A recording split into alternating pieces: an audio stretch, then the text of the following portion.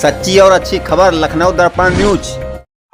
गीतांजलि मौर्य और सुषमा कुरेल तथा हमारे ये आंगनवाड़ी संगठनों के संरक्षक गण जो इनको उत्प्रेरक बनकर मंच पर सहयोग कर रहे हैं, और आप सभी हमारी बहनें जो उत्तर प्रदेश के विभिन्न जिले से आज लड़ाई का मकसद लेकर के इस इको पार्क में आई हुई है, आप सभी लोगों का मैं अभिनंदन करता हूं और आप सभी लोगों को मैं बधाई देता हूं।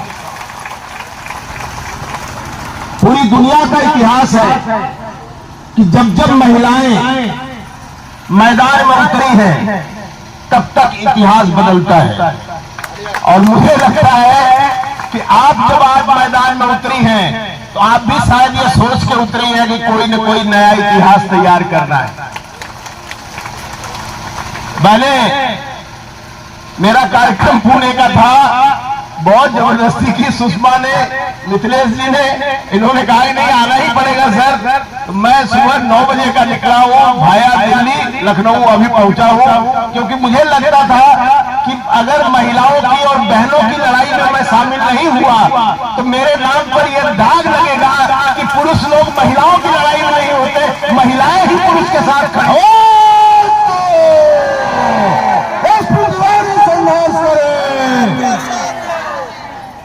बहने, आप इस लड़ाई का सूत्रपात जिस दिन हुआ, जिस दिन वो ऑर्डर निकला, रात को करीब 11 बजे सुषमा का फोन आया, बताया सर हमारे साथ तो बड़ा अन्याय होने वाला है।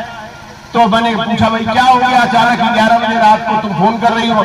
तो कहा साहब ऐसे ऐसी भर्ती करने चाह रही है सरकार, और इसका ऑर्डर मैंने अभी अभी आपको भेजा है, और आप इसको देखिए और आप हमारा मार्गदर्शन करिए कि इस पर क्या रणनीति बन सकती है।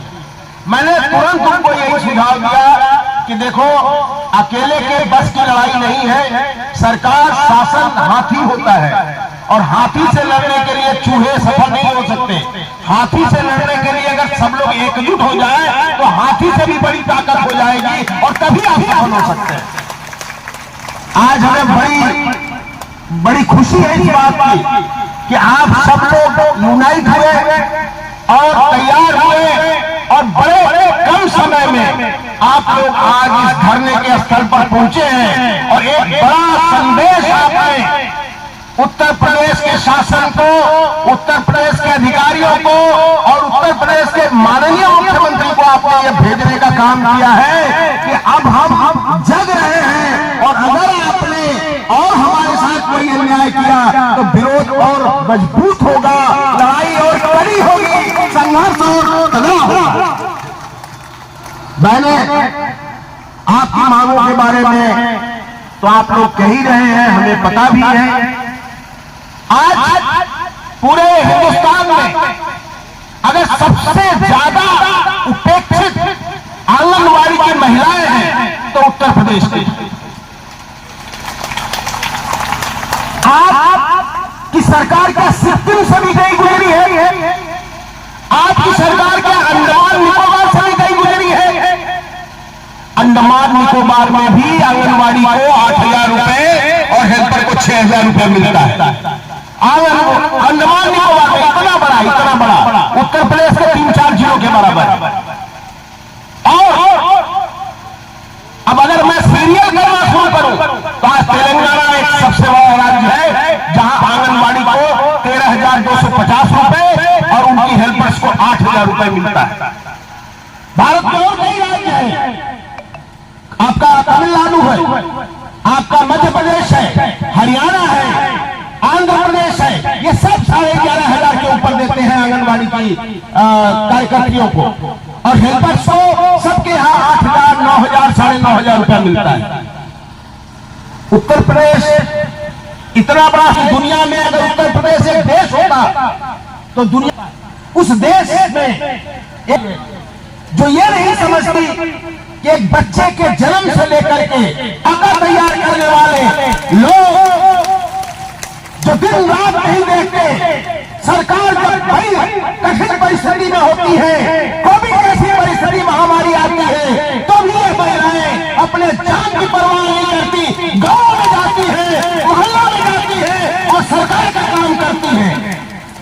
इनके दाना पानी का इंतजाम कौन करेगा?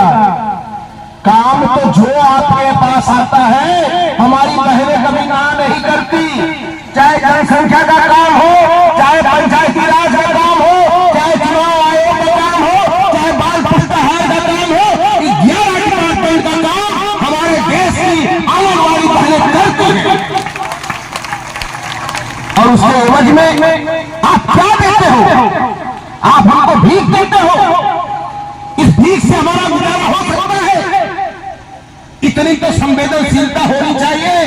योगी जी, आप इस पूरे प्रदेश के दूसरी बार मुख्यमंत्री हैं, आपको यह समझ लेना पड़ेगा कि ये महिलाएं जिस तरह से आपके शासन को सहयोग कर रही हैं, आपको तो चाहिए था कि बिना इनके बोले कम से कम जो मिनिमम आज पूरे देश में हाईएस्ट है 12-13 हजार रुपया आंगनबाड़ी का मानदेय और 9,000 रुपया उनके हेल्पर का मानदेय, इतना तो आपको बिना बोले ही दे देना चाहिए। मांगने की जरूरत ही क्यों पड़ती? और अगर मांगना है तो हम तो ये कहते हैं कि पूरे हिंदुस्तान के आंगनबाड़ी के कार्यकर्तियों को मिनिमम वेतन 18,000 रुपया मिलना चाहिए। उनकी जो हेल्पर्स हैं उनको मिनिमम 12,000 रुपया मिलना चाहिए। और ये बात केवल मैं आपके मन से कह रहा हूं, ऐसी बात नहीं। पिछले 24 जून को परंपरा के अनुसार भारत देश के वित्त मंत्री ने भारत के सारे केंद्रीय श्रम संगठनों को चर्चा के लिए बुलाया। मैं भी गया, चर्चा होने लगी। ज्यादातर जो ट्रेड यूनियन है उन्होंने संगठित क्षेत्र में लोगों की पेंशन इत्यादि इत्यादि की डिमांड उन्होंने रखी, पॉलिसीगत इशू पर उन्होंने बात रखी। लेकिन मैंने जो बात रखी, मैंने जो 13 सूत्री फार्मूला वहां रखा, उसमें एक 5वां नंबर का डिमांड यही था कि आंगनबाड़ी का न्यूनतम वेतन भारत सरकार के न्यूनतम वेतन के बराबर होना चाहिए। दूसरी बात हमने कही कि सारे आंगनबाड़ी की महिला बहनों को ईएसआई के दायरे में लाया जाए। ईएसआई जानते हैं आप? कर्मचारी राज्य बीमा निगम जानते हैं आप? नहीं जानते। अगर आप कर्मचारी राज्य बीमा निगम के अंदर आ गई तो आपका ट्रीटमेंट, आपके पूरे परिवार का ट्रीटमेंट कैशलेस होगा। जो 7-8 बेनिफिट है कर्मचारी राज्य बीमा निगम के, वो मैं आपको थोड़ा संक्षेप में बता दूंगा। पहला तो ये कि अगर आप बीमार पड़ते हैं तो एक गोली से लेके कैंसर तक का इलाज फ्री ऑफ कॉस्ट होता है। दूसरा, बीमारी के पीरियड का आपका जो मानदेय है वो आपके खाते में पूरा पैसा आता है। तीसरा, अगर कोई आदमी काम करते करते समझ लीजिए किसी का हाथ पैर टूट गया, अपंग हो गया, तो उसको पेंशन मिलती है पूरी जीवन भर। और अगर कोई आदमी अपाहिज हो गया तो उसके परिवार के सदस्यों को पूरी लाइफ लॉन्ग पेंशन मिलती है। और कोई आदमी अगर गुजर जाता है तो उसके कामकाज अंत्येष्टि के लिए भी 25,000 रुपए मिलते हैं। तो ये जो 7-8 योजनाएं हैं, इस योजना का लाभ हमारे पूरे देश के आंगनबाड़ी के कार्यकर्तियों को मिलना चाहिए। ये बात हमने माननीय वित्त मंत्री के सामने 24 जून को रखा। उन्होंने उस समय तो कुछ नहीं बोला। मीटिंग खत्म हो जाने के बाद आपने पीए को लेकर के मुझे चैम्बर में बुलाया और पूछा इसका पैसा कहां से आएगा। मैंने कहा कि जैसे सेंटर और स्टेट मिल करके मानदेय दे देते हैं, उसी तरह से प्रीमियम कितना होता है मैडम, 400-500 रुपए का प्रीमियम होता है। राज्य और केंद्र मिल करके बांट करके दे दे, इनका जीवन का भला हो जाएगा, इनके बच्चों की परवरिश हो जाएगी, इनका जीवन भी खुशहाल हो जाएगा और ये बहुत अच्छी बात करेंगे आप। साथ साथ मैंने जो बातें कही वो भी आपको बता। मैंने कहा इनको ग्रेजुटी क्यों नहीं दी जा रही। सुप्रीम कोर्ट का जजमेंट आ गया, हाई कोर्ट ने जजमेंट दे दिया कि भाई ये हकदार है सुप्रीम कोर्ट का ग्रेजुटी का, ये हकदार है। और ग्रेजुटी एक्ट में कहा ही हुआ है कि 5 साल तक लगातार 240 दिन जो लोग काम करते हैं वो ग्रेजुटी के हकदार होते हैं। वो ग्रेजुटी एक्ट में है, कानून में है। तो अगर कानून का दायरा है, उसी के आधार पर सुप्रीम कोर्ट का जजमेंट है, उसको देने में आपको क्या तकलीफ है। इस तरह 5 मांगे आपके संदर्भ में हमने रखा। और आपको ये बताऊं कि हमारे यहां 3-4 राज्यों में खाली हमारा संगठन काम करता था आंगनबाड़ी का, और आज के दिन में जहां जाने में लोग थोड़ा हिचकते हैं, जम्मू कश्मीर में भी आंगनबाड़ी का संगठन टीयूसीसी का सबसे मजबूत संगठन है और उसने सरकार को हिला रखा है। बड़ा धरना किया भी कुपवाड़ा में, और हमारी सुषमा गई थी, शीला जी गई थी, लेके गया था वहां के स्टेट कन्वेंशन में। कम से कम पूरा हॉल खचाखच भरा हुआ था महिलाओं से, और वो भी अपनी लड़ाई यही लड़ रही है जो आप। तो मैं आपसे ये बात कहने आया हूं कि आपकी लड़ाई जायज है, और आपकी इस जायज लड़ाई को लड़ने के लिए आप जो कदम उठाएंगी, टीयूसीसी एक केंद्रीय श्रम संगठन की हैसियत से आपको भरोसा दिलाता है कि आपकी हर लड़ाई में हम कंधे से कंधा मिलाकर एक साथ चलने के लिए तैयार हैं।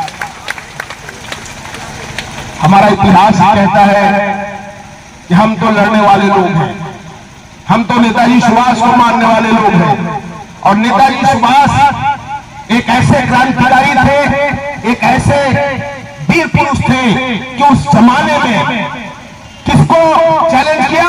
अंग्रेजों को। कहा जाता था कि अंग्रेजों के राज में सूरज नहीं डूबता था, उस अंग्रेजों के खिलाफ लड़ाई किया उन्होंने, आजाद हिंद सरकार बनाई, और आजाद हिंद सरकार में सबसे पहली उन्होंने एक ब्रिगेड बनाई झांसी की रानी लक्ष्मीबाई के नाम पर, और उस ब्रिगेड की कमांडर थी आपके इसी बगल में कानपुर की रहने वाली लक्ष्मी सहगल, उनको कमांडर इन चीफ बनाया झांसी की रानी ब्रिगेड का। तो हम लोग तो एक ऐसे इतिहास को मानने वाले लोग हैं जहां लड़ना ही हमने सीखा है, और लड़ करके ही अधिकार लेना सीखा है। बहनों, आपकी जो मांग है उस पर जब हमारे पास चर्चा आई और हमसे वार्ता हुई, तो यह तय हुआ हमारी सेक्रेटरिएट में कि हमें तुरंत माननीय मुख्यमंत्री को एक पत्र लिखना चाहिए इस विषय पर। हमने तुरंत माननीय मुख्यमंत्री को पत्र लिखा, आपके प्रमुख सचिव आईसीडीएस डिपार्टमेंट को लिखा, और उसमें हमने कहा कि भाई अगर आईसीडीएस आपको इसी एजुकेटर की भर्ती करनी है, तो जो बहनें हमारी पढ़ी लिखी है उनको भर्ती कर दो ना, बाहर से क्या रहा भाई, इनसे ज्यादा लोग किसके पास है? ये तो एक गांव में एक बच्चे को उसका बुलाने का नाम क्या वो भी जानती है। तो ऐसे लोगों को अगर आप भर्ती करोगे तो सरकार का जो सही रुख है, सरकार जो करना चाहती है, वो तमाम मुद्दे पर काम हो सकता है अगर इनको भर्ती करके। लेकिन क्या है कि आजकल सरकारें नेताओं से कम अधिकारियों से ज्यादा चलाई जाती है। बहुत सारे देश के मुख्यमंत्री हैं जो लोग अपने दिल दिमाग स्वविवेक से काम अब नहीं लेते, अधिकारी के कान में जो फूटते हैं उससे सरकार चलती है। इसलिए आज आपके इस मोर्चे से, आज आपके इस संयुक्त मोर्चे के मंच से हम माननीय मुख्यमंत्री को यह कहना चाहते हैं कि जरा आपको परिवार नहीं दिए हैं, आपने तो सारा जीवन मठ में बिताया है, आज आपके मठ के आसपास रहने वाले पहले भी आपके यहाँ आई हैं, गोरखपुर से हमारी गीतांजलि जी है वो भी आई हुई है, प्रतापगढ़ से सुषमा वो भी आई हुई है, सावित्री जी भी आई हुई है वेस्टर्न यूपी से। ये सब क्या कहने आई है? यही कहने आई है कि जरा संवेदनशील हो जाइए, और जो गलती आपके अधिकारी कर रहे हैं उसका खामियाजा तो अधिकारी नहीं भुगतेंगे, आईएएस की नौकरी नहीं जाएगी, आईएएस का तो बहुत होगा तो आप आईसीडीएस से तबादला हेल्थ में कर देंगे, हेल्थ से होम में कर देंगे, होम से और दूसरे डिपार्टमेंट में कर देंगे, लेकिन आपकी गद्दी जा सकती है। इसलिए आप सोच लीजिए कि आपको गद्दी पे रहना है या महिलाओं के द्वारा गद्दी से उतारने की प्रक्रिया में जाना है। निर्णय आपको करना है, हम तो मैदान में खड़े हैं। पहले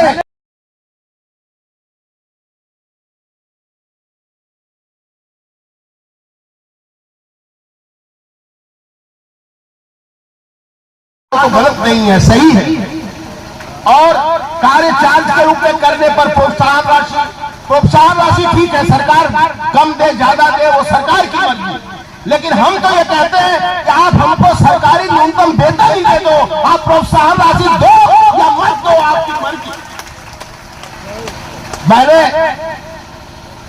बहुत सारी लड़ाइयां हमने देखी है और बहुत सारे मंच पर हिंदुस्तान से लेकर दुनिया के बड़े बड़े देशों में हमें जाने का मौका मिला है और हमने जा करके देखा है कि जहां महिलाएं आगे बढ़ती हैं वहां समाज में एक नई ऊर्जा का संचार होता है। और आपने आज न केवल ऊर्जा का संचार किया है, न केवल अपनी मांग को लेकर के इस असंवेदनशील सरकार को चेताने का काम किया है। ये तैयार होकर रख लीजिए कि अगर ये सरकार नहीं मानती है तो उत्सव खत्म होने के बाद इसकी 5 गुना संख्या में रास्ते पर करिए, लखनऊ को जाम कर दीजिए। सरकार को मानना ही पड़ेगा, सरकार हमसे बाहर नहीं है। जिंदाबाद जिंदाबाद जिंदाबाद जिंदाबाद जिंदाबाद जिंदाबाद संघर्ष करो, अभी तो ये लड़ाई है, अभी तो ये लड़ाई है। और मैं आपको कह देता हूं कि अगर ये सरकार ने नहीं सुना, आप अपना प्रतिनिधि मंडल तय कर लीजिए। 10 लोगों को प्रतिनिधि मंडल को लेकर के भारत सरकार के वित्त मंत्री से मुलाकात करवाऊंगा आपकी, और वहां आपकी मांग जाएगी। अब आप ये सोच लीजिए, अगर सरकार या सरकार के अधिकारी ये सोच रहे हैं कि ये आंगनबाड़ी जिला वाली नेत्रियां हैं, ये क्या कर लेंगी, तो उनको कह दीजिए कि अब हम केवल जिला की नेत्रियां नहीं रह गई, केवल राज्य का संयुक्त मोर्चा नहीं रह गया, दिल्ली में हमारा एक भाई आ गया, आपके साथ खड़ा है लड़ाई के लिए, और वो आपके साथ खड़ा रहेगा। जब तक आपकी समस्याओं का समाधान नहीं हो जाता, हम पीछे हटने वाले लोग नहीं हैं, हम समझौता करने वाले लोग नहीं हैं, हम लोग विश्वास के सिपाही हैं। जब तक लड़ाई को मुकम्मल जगह पर नहीं पहुंचाएंगे, हम छोड़ने के लिए तैयार नहीं। मैंने आप लोग सुबह से यहाँ आई हो, मुझे मालूम है कि दिन में गर्मी बहुत है, परेशानी आपको हुई होगी, आपको तकलीफ हुई होगी, आप घर परिवार छोड़ के आई है, लेकिन आप जिस मंशा से आई है, आपकी मंशा बहुत सही है, क्योंकि जब तक एक परिवार नहीं बचता तब तक समाज नहीं बचता, और जब तक समाज नहीं बचेगा तब तक देश नहीं बचेगा। इसलिए आंगनबाड़ी की डिमांड को मान करके इस सरकार को उत्तर प्रदेश के समाज को मजबूत करना चाहिए, और उत्तर प्रदेश का समाज मजबूत होगा तो निश्चित रूप से उत्तर प्रदेश हिंदुस्तान का सिरमौर बनेगा, उत्तर प्रदेश हिंदुस्तान के सबसे विकसित राज्य के रूप में आगे आएगा। मुझे भरोसा है कि अगली लड़ाई और जोरदार करेंगे, हम एक साथ रहेंगे और एक साथ लड़ेंगे और एक साथ जीतेंगे, और जीत का स्वाद लेकर के उत्तर प्रदेश को मजबूत करेंगे, संगठन को मजबूत करेंगे। जो बहनें आज नहीं आई हैं, उनको हमारी तरफ से मैसेज कर दीजिए कि क्रांति की आवाज में, जिनके कान में क्रांति की आवाज नहीं पड़ती, जिनके कान में आंदोलन की आवाज नहीं पड़ती, वो या तो बहरे होते हैं या वो मानो नहीं होते। इसलिए उनको भी अगले लड़ाई के मैदान में शामिल करने के लिए आप लेके आइए, हम आपके साथ हैं। कि यूसीसी हमारा केंद्रीय श्रमिक संगठन आपकी हर मांग पर विचार करने के लिए तैयार है, आगे बढ़ने के लिए तैयार है। आप सभी लोगों को एक बार फिर से बहुत बहुत धन्यवाद। इनको तो आप मानदेय देते हो 6,000, उनको आप 13,000 देने की बात कर रहे हो, तो इन्होंने क्या अपराध किया है कि उनको उस जगह पर नहीं किया जाए? हमारा तो कहना ये था कि सरकार को तो कहिए था कि इन्हीं को प्रमोट कर लेते, इसी में से 10-11,000 लोगों को प्रमोट कर लेते, परीक्षा करा करके जो लोग योग्यता के आधार पर जिनको होना था हो जाते। लेकिन सरकार की मंशा हमें थोड़ी अलग लगी, क्योंकि बीच में एक नया ग्रेड क्रिएट करने की सरकार कर रही है, क्योंकि उसमें संविदा पर लोग लिए जा रहे हैं, और संविदा पर जो आएंगे उनको बहुत सारी सुविधाएं मिलेंगी, सरकार देगी कि नहीं देगी। लेकिन मैं ये समझ नहीं पा रहा हूँ कि सरकार उनको लाने के बाद हमारी जो आंगनबाड़ी है, मिनी आंगनबाड़ी हमारी उनका सरकार क्या करे। तो निश्चित रूप से इसके खिलाफ आज बहुत आक्रोश है हमारी बहनों का, और मैं कलकत्ता से आया हूँ, मेरी हमारी बहनों ने कहा कि नहीं आपको आना है, और उनके बुलावे पर मैं यहाँ आया हूँ। सरकार को ये हम कहना चाहते हैं, आप संवेदनशील हो जाइए। आपको समझना चाहिए कि ये महिलाएँ हैं, कोविड की महामारी में वो गाँव-गाँव जा करके आपकी सारी योजनाओं का प्रचार प्रसार किया और देखभाल की। आज इनको वो मौका मिलना चाहिए एजुकेटर में, और नहीं तो एजुकेटर की भर्ती बंद कर दीजिए, कहानी खत्म। अगर सरकार मांगे नहीं मानती, आगे की क्या रणनीति रहेगी आपकी? देखिए, मैंने बहुत क्लियर कट कहा है कि ये मुद्दा मैंने पिछले 24 जून को जो वित्त मंत्री हमारी सरकार की है उनके सामने उठाया था, और मैंने ये कहा है कि अभी तो उत्सव का महीना चल रहा है, उत्सव के तुरंत बाद हम लोग लखनऊ में इससे भी बहुत बड़ी तादाद में करीब 1 लाख लोगों की रैलियाँ करेंगे, और उसमें दूसरे भी सामाजिक संगठन के लोगों को भी हम बुलाएंगे। सरकार को मानना ही पड़ेगा, और अगर इस पर भी नहीं सुनवाई होगी तो हम हमारे देश के वित्त मंत्री के पास भी एक यहाँ 10 सदस्यीय प्रतिनिधिमंडल ले जा करके वित्त मंत्री से बात करेंगे। भाई ऐसा एक समस्या है, बड़ी समस्या होती है उत्तर प्रदेश जैसे राज्य में, और इसका निवारण करने के लिए उनके